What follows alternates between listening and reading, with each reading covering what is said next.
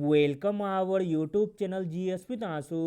बिहार प्रधान शिक्षक के लिए साइंस के लिए अति महत्वपूर्ण प्रश्नों को देखने वाले हैं इस वीडियो में।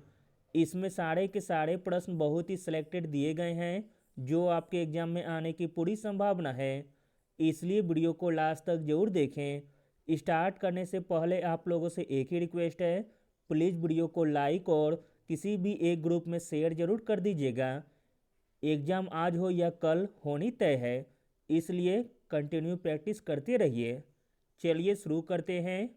पहला प्रश्न है, डैश की एसआई इकाई जूल प्रति सेकंड है। जूल प्रति सेकंड एसआई इकाई है शक्ति की, ऑप्शन नंबर डी। अगला प्रश्न देखते हैं, डैश पदार्थ की वास्तविक गति द्वारा ऊष्मा हस्तांतरण की एक विधि है। आंसर हो जाएगा ऑप्शन नंबर ए, संवहन। संवहन पदार्थ की वास्तविक गति द्वारा ऊष्मा हस्तांतरण की एक विधि है। अगला प्रश्न देखते हैं, इंपॉर्टेंट प्रश्न है, निम्नलिखित में से सोने का रासायनिक प्रतीक क्या है। सोने का रासायनिक प्रतीक है Au और इसका लैटिन नाम होता है ऑरम। अगला प्रश्न देखते हैं, निम्नलिखित में से किसे चूना या अनभुजा चूना कहा जाता है। चूना या अनभुजा चूना कहा जाता है कैल्शियम ऑक्साइड को, ऑप्शन नंबर बी। अगला प्रश्न देखते हैं, शॉर्ट सर्किट के समय परिपथ में धारा डैश है। शॉर्ट सर्किट के समय परिपथ में धारा बहुत अधिक बढ़ जाती है, ऑप्शन नंबर सी। अगला प्रश्न देखते हैं, इंपॉर्टेंट प्रश्न है, निम्नलिखित में से कौन सी बीमारी प्रोटोजोआ के कारण होती है। प्रोटोजोआ के कारण होती है वह बीमारी है मलेरिया, ऑप्शन नंबर ए। अगला प्रश्न देखते हैं, निम्न में से कौन सी हड्डी मानव शरीर की सबसे छोटी हड्डी है। इंपॉर्टेंट प्रश्न है, मानव शरीर की सबसे छोटी हड्डी है स्टेपिज, जो कि कान की हड्डी है। अगला प्रश्न देखते हैं, इंपॉर्टेंट प्रश्न है, गैस नियम गैस की आयतन और दाब के बीच संबंध देता है। तो दोस्तों वह नियम है बॉयल का नियम, ऑप्शन नंबर ए। अगला प्रश्न देखते हैं, इंपॉर्टेंट प्रश्न है, डैश आधुनिक आवर्त सारणी के समूह एक में मौजूद एकमात्र अधातु है। आधुनिक आवर्त सारणी के समूह एक में मौजूद एकमात्र अधातु है हाइड्रोजन, ऑप्शन नंबर डी। अगला प्रश्न देखते हैं, एग्जाम का फेवरेट प्रश्न है, इटाई इटाई रोग किसके कारण होता है। इटाई इटाई रोग होता है कैडमियम के कारण, ऑप्शन नंबर बी। अगला प्रश्न है, ग्लोबल वार्मिंग किसके कारण होती है।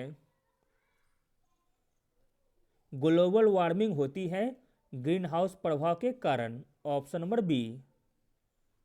अगला प्रश्न देखते हैं, निम्न में से कौन प्लाज्मोडियम परजीवी का वाहक है। प्लाज्मोडियम परजीवी का वाहक है मच्छर, ऑप्शन नंबर ए। अगला प्रश्न देखते हैं, निम्न में से किस वैज्ञानिक ने विकासवाद के सिद्धांत का प्रतिपादन किया था।